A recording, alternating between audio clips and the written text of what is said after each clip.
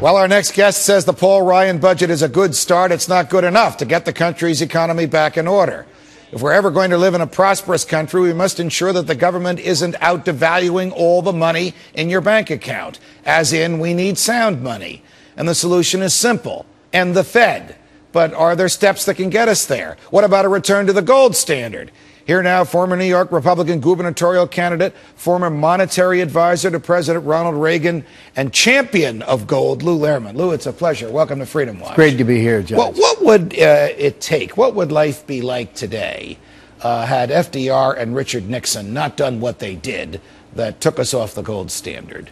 Well, I would say what FDR did was necessary, but what Richard Nixon did was insupportable. It was basically a consequence of expanding the money supply in order to get himself elected. And he basically said to the Treasury Department, don't redeem those Federal Reserve notes which say on them that you can get gold when you present them. It was simply an executive order. It wasn't a law enacted by the Congress. Well, President Nixon suspended the convertibility of the dollar on August 15th, 1971, my birthday. Uh-oh. So I remember it very well. You remember it very well. Yeah. But if the dollar were backed by gold today, how different would things be? Could Ben Bernanke be pumping $600 billion of created cash into the economy if it all had to be backed by gold? That's the case I made in the Wall Street Journal piece, which I think I sent you. Yes. The idea is that we can try to cut the budget deficit. We can try to cut government spending. Senators, congressmen, presidents for 2 generations have been trying to balance the budget with no success. Why?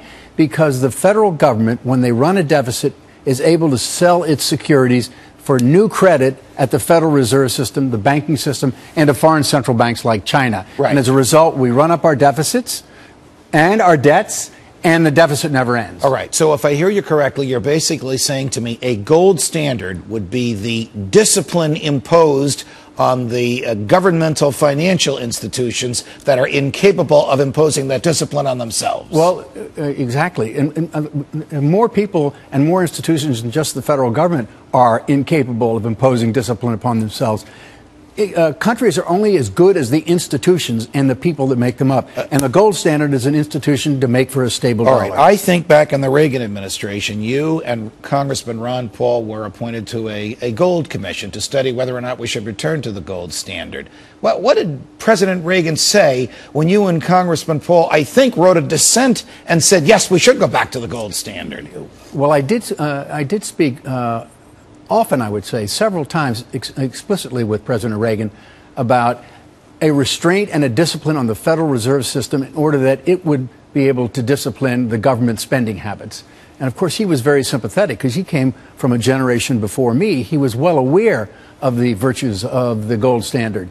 However, he was so busy cutting taxes, deregulating the economy, and building up our national defense in order to deal with the Soviet Union, he never got around to the monetary reform. With our insatiable appetite for borrowing and spending, coming from both parties and in Congress and presidents of both parties, with the institutionalization of federal government debt, what are the chances in your lifetime or mine, absent some revolution, that we'll see a return to the gold standard? Judge, I'm not in this to play, but to win. America needs a dollar as good as gold. America must have the gold standard in order to make for a stable dollar, to protect people, those on fixed incomes, pensions, the value of whose savings is now they're getting 0% interest and they're losing the value of their savings account. And so does the world need the international gold standard in order to have a level playing field so that China can't exercise their predatory mercantilism, subsidize their exports, and destroy large segments of American industry. So that is what the gold standard is all about. Will it level happen? Playing field. I do believe. I wouldn't be working so hard at it if I didn't believe it was going to happen. God bless you, Lou Lehrman. Thanks for joining us on Freedom Watch. Thank you, Judge. Well, Democrats say they